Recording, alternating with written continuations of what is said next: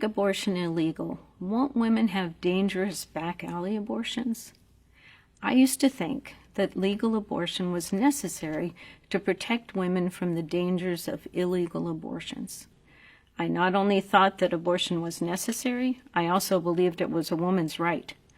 In fact, I used to perform first trimester suction abortions and second trimester dismemberment abortions, and I was a medical director for Planned Parenthood for about 2 years.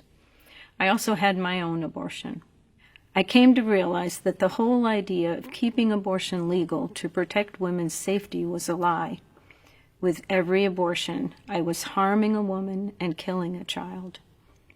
There's no such thing as a safe abortion. One person is killed, and the other is at risk for serious complications, including death. Historically speaking, legalizing abortion did not make it less deadly for women. From the 1940s to the 1970s, deaths of women due to abortion rapidly declined because of better medicine and increased use of antibiotics, not because abortion was made legal. The widespread belief that tens of thousands of women were dying from illegal abortions was a lie, propagated mainly by 2 individuals. Their names were Larry Lader and Bernard Nathanson, co-founders of NARAL, the National Abortion Rights Action League. Like me, Bernard Nathanson eventually converted from abortionist to pro-life advocate. He admitted, "When we spoke of deaths due to illegal abortion, it was always 5,000 to 10,000 per year." I confess I knew the figures were totally false. In 1960, over a decade before the Supreme Court decision Roe v. Wade legalized abortion in all 50 states, the medical director for Planned Parenthood at the time, Mary Calderon, made this statement: "Abortion is no longer a dangerous procedure." In 1957, there were only 260 deaths in the whole country attributed to abortions of any kind. 90% of all illegal abortions are presently being done by physicians. In 1972, the year before Roe v. Wade, 39 women died from illegal abortion and 24 women died from legal abortion. In 1973, the year of Roe v. Wade, 19 women died from illegal abortion and 25 women died from legal abortion. So in the year that abortion was nationally legalized, more women died from legal abortion than illegal abortion. The truth is that whether it is legal or illegal, abortion poses long-term physical and emotional harm for women, including an increased risk of suicide, future infertility, pregnancy loss, and damage to internal organs. Women still die from legal abortion today. Tanya Reeves and Cree Irwin are 2 women who recently died from legal abortions at Planned Parenthood. Despite legalized abortion, the United States maternal mortality rate is higher than that of nations with more restrictive abortion laws.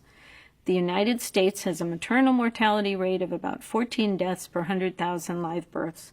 But in Poland, for example, where abortion is illegal except in rare cases, the maternal mortality rate is only 3 deaths per 100,000 live births. Or Malta, where abortion is illegal for any reason, the maternal mortality rate is only 9 deaths per 100,000 live births. After Roe v. Wade, the number of abortions in the United States skyrocketed. As of today, over 60 million children have been legally killed by abortion. The reality is, legalizing abortion has not made abortion safer. It has only led to the deaths of more children and has harmed more women. This doesn't need to continue, however. If we truly care about the safety of women and their children, then we should make abortion illegal.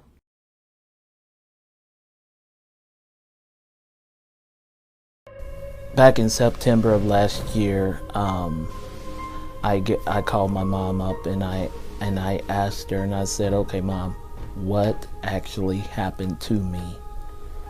And that's when she really started telling me that I was an ectopic pregnancy baby. They had recommended for me abortion. They wanted to abort me. But her words were, if my baby have to die, then I will too. And when you think about that, to me, it brings to mind the scripture where Jesus said, no greater love has a man than this, than a man that would lay down a life for his friend. But in this case, it was a mother willing to sacrifice her life for a child. Quite frankly, my mom, and I'm sure there's many other women, made a choice that is not popular. And for that, I will be forever grateful to her. Why is it that because I was not conceived under circumstances that you find desirable, why is it that my life is expendable to you? And if you can answer that question for me, which you can't, I'll tell you that now, because there's no life, and especially the unborn, that's expendable. My mother was abused by her father for many years, and of the 6 pregnancies, I was the second child conceived and the only survivor. The 4 subsequent pregnancies were terminated through abortion and covered up his actions. That was the goal for that. It's unclear. I'm unsure why I was not terminated. I don't have an answer for that. All I know is that I'm very thankful that I was not. My family is thankful that I'm not. That my life was spared, and God has a purpose for me and for each child conceived, no matter the circumstance. I was placed for adoption when I was born and raised in a loving Christian home. They provided me with everything, including unconditional love and support. I truly feel that I'm here today, and He has allowed me to live out my life, and it is through His divine purpose that I am here. My name is Carlene Sands. I was born in Jamaica. My story is about being conceived from rape. My mother was raped and gave birth to me at the age of 13. I moved to the United States in the early 90s. I was homeless at one point, then I joined the Army. Became married. After that, I retired from the military. I'm a veteran. After my mother gave birth to me, she migrated to the United States. I only remember meeting her once when I was at the age of 3 years old. During the time when I was living in Jamaica, I endured a lot of struggles, like being hungry, homeless. When I migrated to the United States, it was an odd feeling because I was pretty much an adult. I was 18 years old.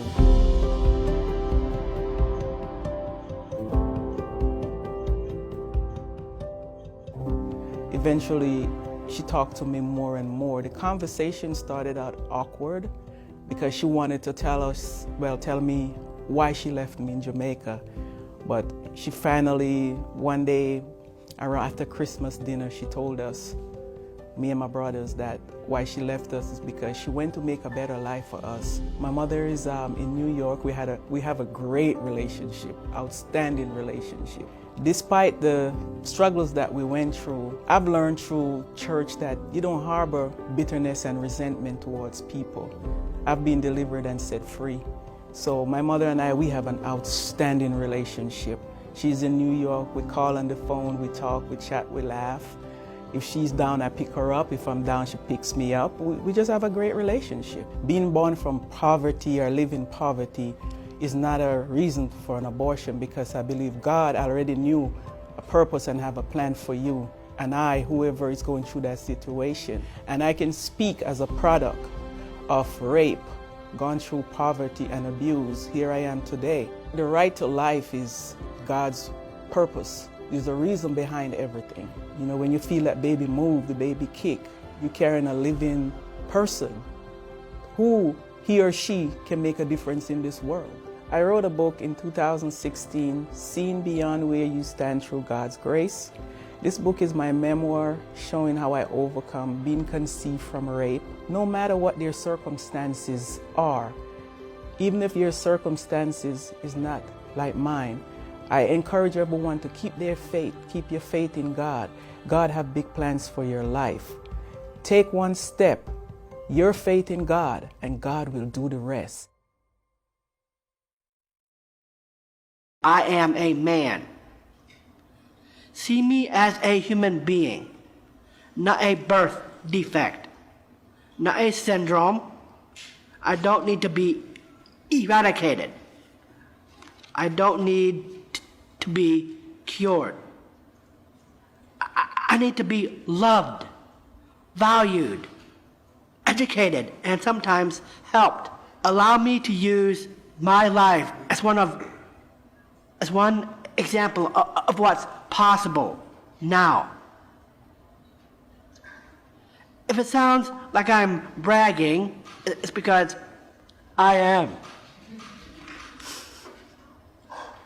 I went to school with my neighbors. I was included in ordinary classes. The common kids and I learned from each other. I learned to fight for the right to be treated like everyone else. Last October, I spoke to the U.S. Senate.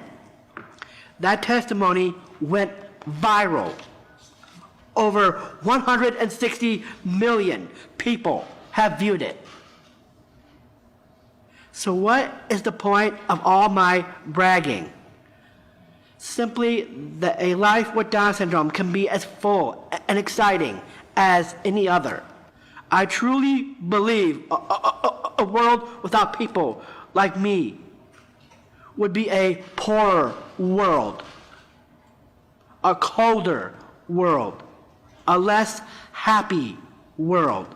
We have an opportunity right now to slow down and think about the ethics of deciding that certain humans do not get a chance at life. Let us decide from this day forward to include, not exclude. Educate, not isolate. And celebrate, not terminate. Thank you.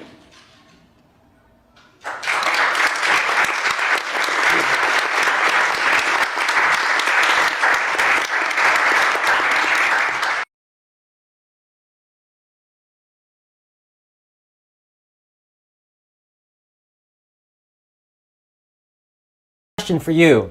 Why is it that people in our church get so energetic and zealous about ordination, so bold about spiritual formation, so fearless to attack evolution, unafraid to denounce Rome's attack on the Sabbath? All of these errors, they are on it. They are on it. They are all over these errors. But when our church supports the premeditated, violent torture and murder of little children, we hear nothing. Nothing. Why is that? Someone online sent this question. Does the state have the right to make abortion illegal, since many women who are not Christian do not believe that life begins at conception and that it is their right to control their body? That's the question. So I just leave that question for you. Yeah, okay. During the week, you see there's a workbook question on that when we come to the next couple of lectures. But I will say this. The matter of terminating a pregnancy is the right of the individual woman. Yes, That Dr. is Dizem. absolute error. I thank you. That is not error. Absolute false No. doctrine. Absolute error. I thank you. Let's pray and close off. Utter Every false star, but there doctrine. is a moon that Utter leads to nonsense. Let me say this. And if a state wants to regulate it, it would have to give certain regulations and limitations to what it is saying. But a state is not right to come and say, no abortions for any reason at all.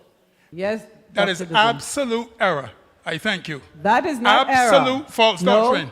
Absolute error, I thank you. Because suppose the doctor, the gynecologist finds that this baby is already dead in the uterus. Yes, That Dr. is Dizem. absolute error.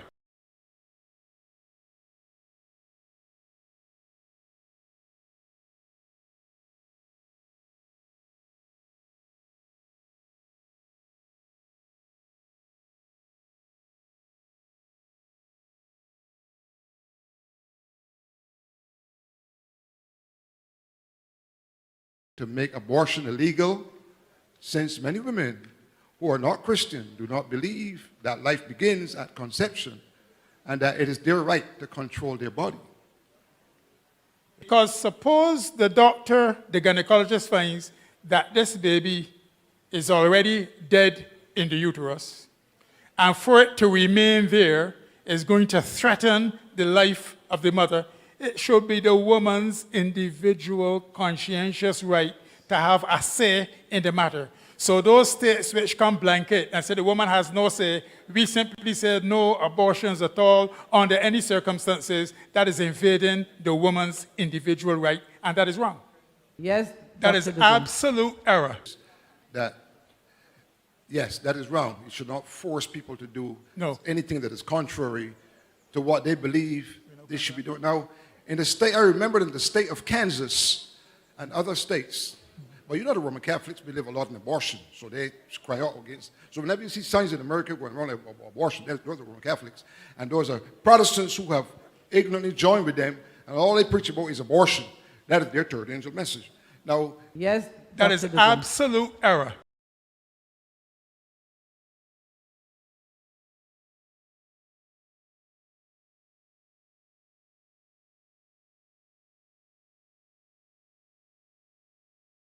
Protestants who have ignorantly joined with them, and all they preach about is abortion. That is their third angel message. Now, they have Yes, That Dr. is Dizem. absolute error.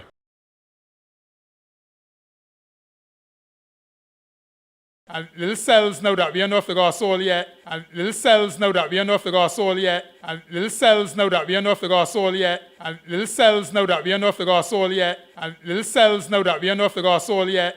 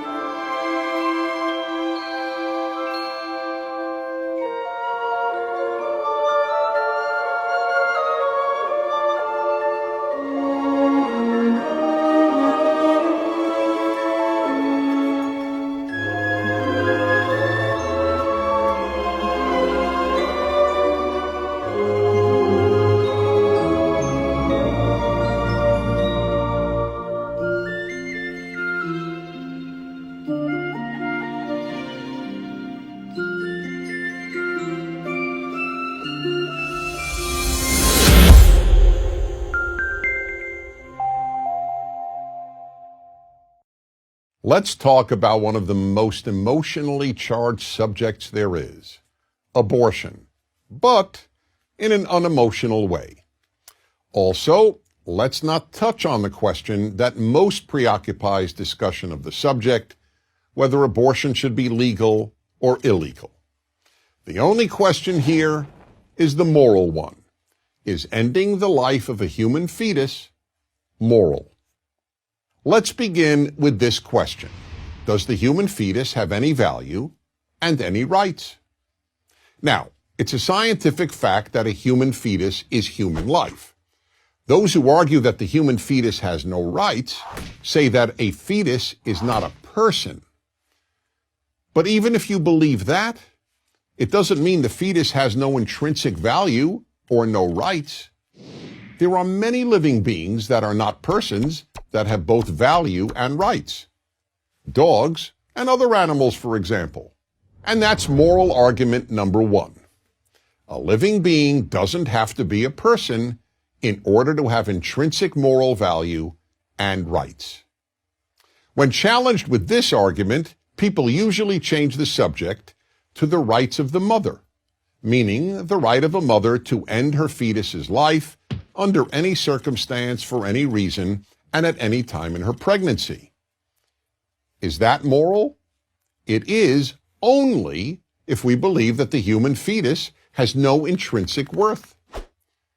But in most cases, nearly everyone believes that the human fetus has essentially infinite worth and an almost absolute right to live. When? When a pregnant woman wants to give birth.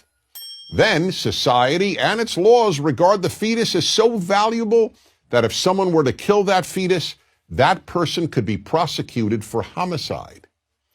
Only if a pregnant woman doesn't want to give birth do many people regard the fetus as worthless. Now, does that make sense? It doesn't seem to. Either a human fetus has worth or it doesn't. And this is moral argument number two. On what moral grounds does the mother alone decide a fetus's worth? We certainly don't do that with regard to a newborn child. It is society, not the mother or the father, that determines whether a newborn child has worth and a right to live. So the question is, why should that be different before the human being is born? Why does one person, a mother, get to determine whether that being has any right to live? People respond by saying that a woman has the right to control her body. Now, that is entirely correct. The problem here, however, is that the fetus is not her body. It is in her body. It is a separate body. And that's moral argument number three. No one ever asks a pregnant woman, "How's your body?" when asking about the fetus. People ask, "How's the baby?" Moral argument number four. Virtually everyone agrees that the moment the baby comes out of the womb, killing the baby is murder. But deliberately killing it a few months before birth is considered no more morally problematic than extracting a tooth. How does that make sense? And finally, moral argument number five. Aren't there instances in which just about everyone, even among those who are pro-choice, would acknowledge that an abortion might not be moral? For example, would it be moral to abort a female fetus solely because the mother prefers boys to girls, as has happened millions of times in China and elsewhere? And one more example. Let's say science develops a method of determining whether a child in the womb is gay or straight. Would it be moral to kill a gay fetus because the mother didn't want a gay child? People may offer practical reasons not to criminalize all abortions. People may differ about when personhood begins and about the morality of abortion after rape or incest. But with regard to the vast majority of abortions, those of healthy women aborting a healthy fetus, let's be clear. Most of these abortions just aren't moral. Good societies can survive people doing immoral things. But a good society cannot survive if it calls immoral things moral. I'm Dennis Prager.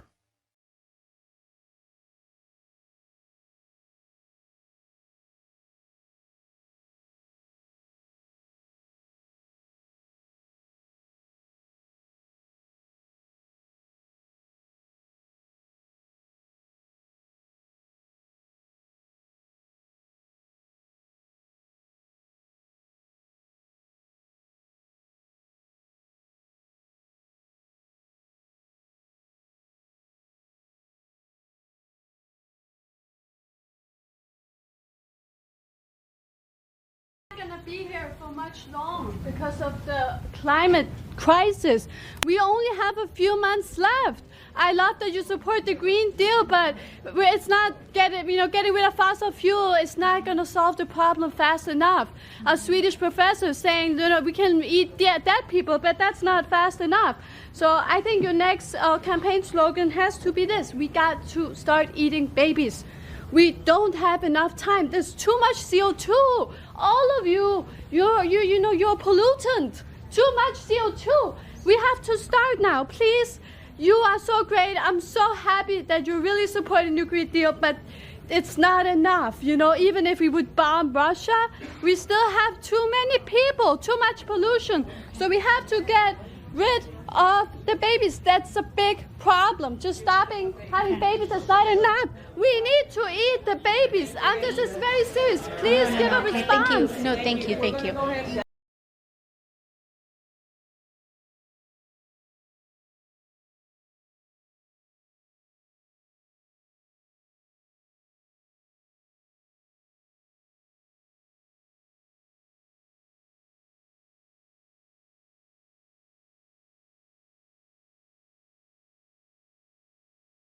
We need to eat the babies, and this is very serious. Please give a response. Thank you. No, thank you. Thank you. We need to eat the babies, and this is very serious. Please give a response. Thank you. No, thank you. Thank you.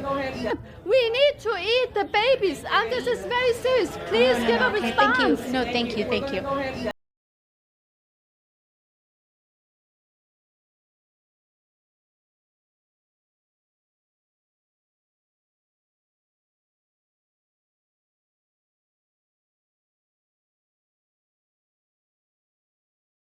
Hey guys, Pastor Greg Locke here. So the New York Times drops a ridiculous article that it's unprecedented in human history that because of the overpopulation of the earth, over 1 million animals and plants are going to go extinct. Well, first of all, the world's going to do what the world's going to do, but overpopulation is a leftist pipe dream.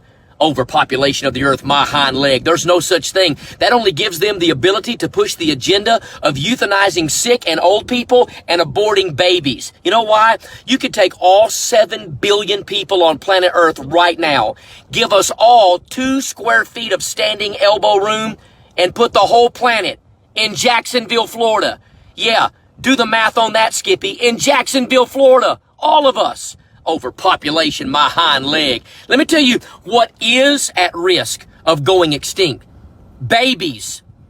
Babies are going extinct because we're not standing up and speaking against Planned Parenthood and these bunch of butcher mills in the United States and around the world. Abortion's always been murder. It's murder right now, and you can drop anything you want to in my DM. You can threaten our church, threaten to kill me, my family, blow the church up, whatever. Abortion's murder. If you're a believer and you support abortion, then let me tell you something. You're a murderer at heart, and you are not a believer. No way around that. I don't give 2 flips of a wooden nickel about a stupid sea turtle, and I could give a crap about how long the lifespan of a hydrangea rose bush is. You hear me? Babies are at risk, and we have to stand up. It's a bloodbath in America. Overpopulation. The New York Times ought to go out of business. They're nothing but hashtag fake news. What is going extinct is babies. We're killing our own babies. And let me tell you something. The judgment of God will not be on America because apes and zebras go extinct. The judgment of God won't be on America because plastic straws end up shoved into the nose of a sea turtle. But the judgment of God is on America for butchering babies, and you can take that to the bank whether you like my page or not. In fact, the opposite happened. I said it was going to get worse, and they said I was tone deaf. But 8 states, including your state, have passed the most stringent anti-abortion laws this nation has seen since Roe v. Wade. I told you. I'll be real with you, and I know nobody can think anyway. I'm not for abortion. Oh, shut.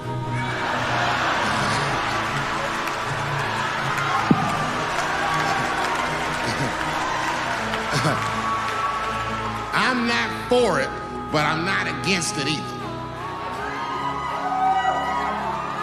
It all depends on who I get pregnant.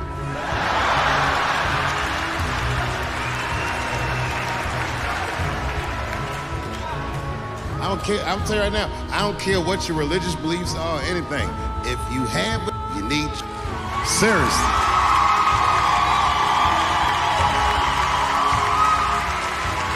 This is theirs. The right to choose is their unequivocal right. Not only do I believe they have the right to choose, I believe that they shouldn't have to consult anybody except for a physician about how they exercise that right. Gentlemen, that is fair. And ladies, to be fair to us, I also believe if you decide to have the baby, a man should not have to pay.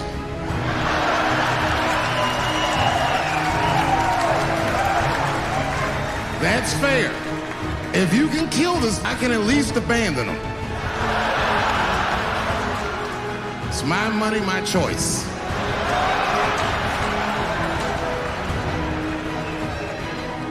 And if I'm wrong, then perhaps we're wrong. Just figure that shit out for yourselves.